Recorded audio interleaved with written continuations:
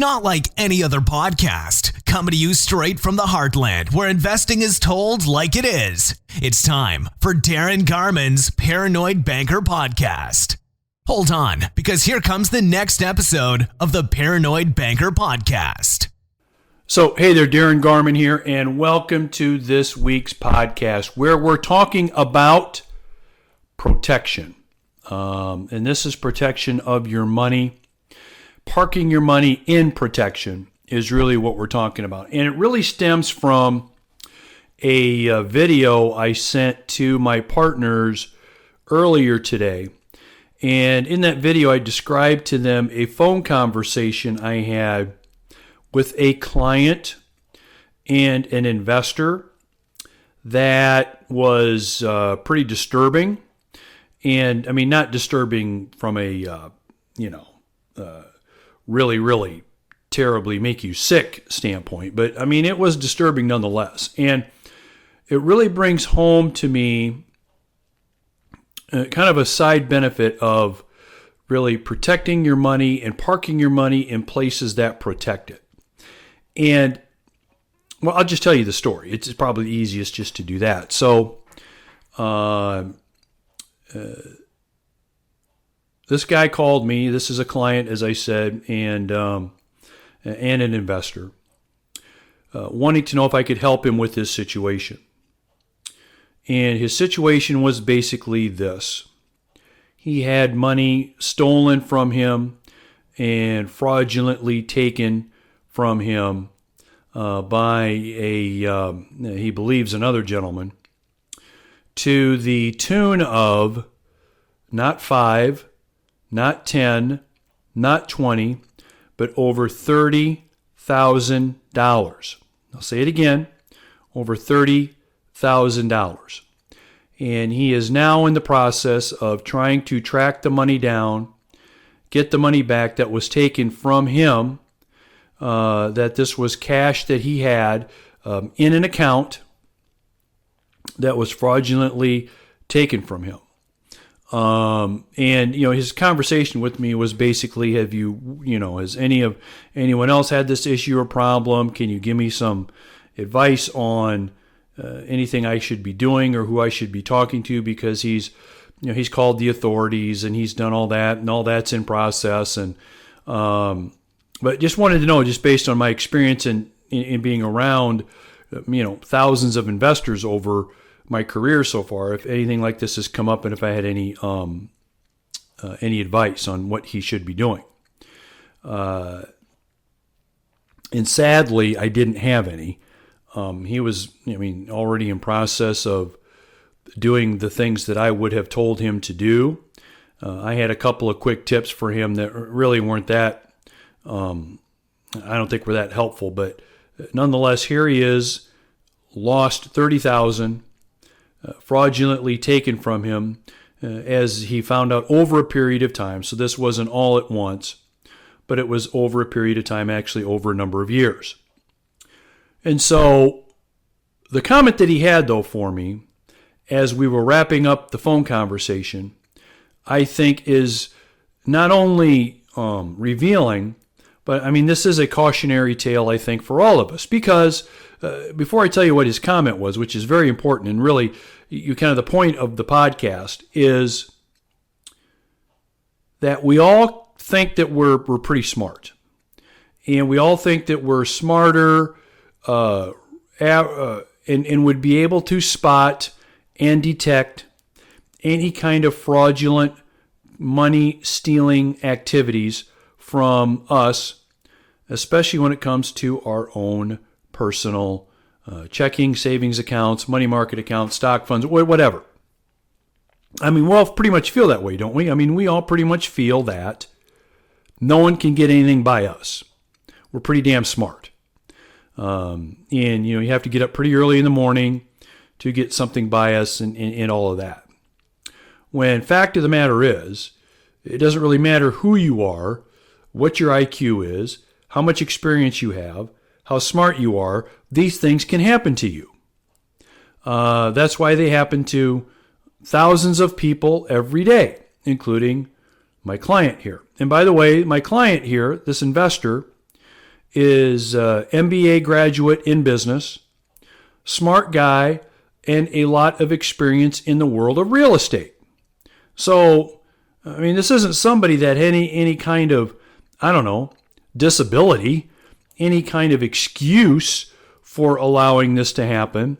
This was a smart guy who had over $30,000 fraudulently stolen from him over a period of years.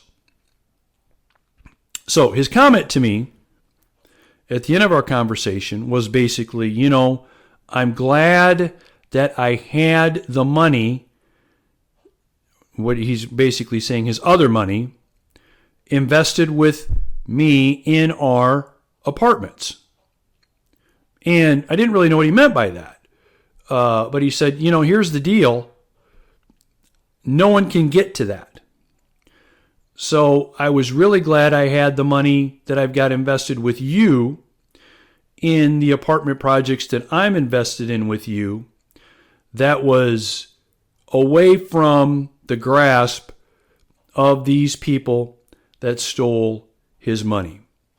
And really what he's saying is he's happy for the protected place that he has parked his money. Now, this is not any kind of, maneuver, sales pitch, I don't know what you want to call it,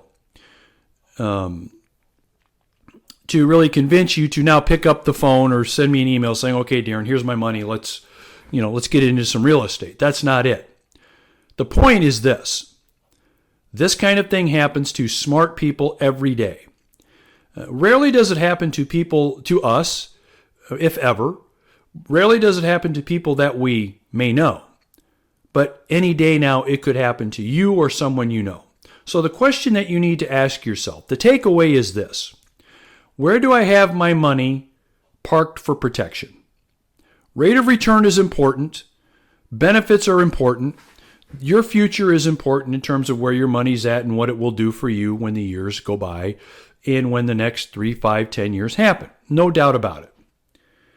However, part of that process needs to be, is my money in a place that is protected? And really, even though investment real estate, especially apartment communities, is not a liquid investment, right? And we know this.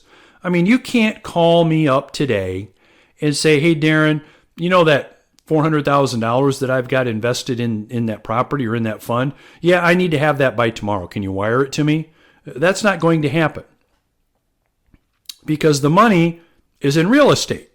The money's not sitting in some account somewhere, some cash account waiting for a call from an investor to get it.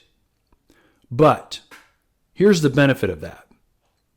Not only are you in a position to take advantage of what the trend is in the marketplace today, with demand from tenants that will continue, with demand from investors wanting to buy the product that you own or would own continues, that the housing market and the slumping housing market will continue to feed this, as well as the economic and social data that continues to evolve. That's really where it's at. So I've talked about that ad nauseum, so I'm not going to go into that anymore. But one thing that I don't talk about much is really the forced protection you have with this kind of investment, right? I mean, you can't hack into our apartments. You can't, over years, fraudulently take money out of an account undetected. You can't do that with apartment community ownership at all, right? Well, I guess you could say that, you could have some unscrupulous operator that could be behind the scenes and maybe, using money for personal benefit, right? But in terms of having money stolen from you fraudulently from the outside areas of sources, from the dark web, the internet, relationships you've got with others, it's not going to happen. Because not only are you invested in an apartment community, you've pretty much forced the hand of anyone that would want to have an interest in stealing your money to not being able to do it. Not going to happen. At least without you knowing about it, because the only way you get your money out of the project is when you know about it, right? And so as you go through your week and your weekend, think about whether or not you're protected in this area.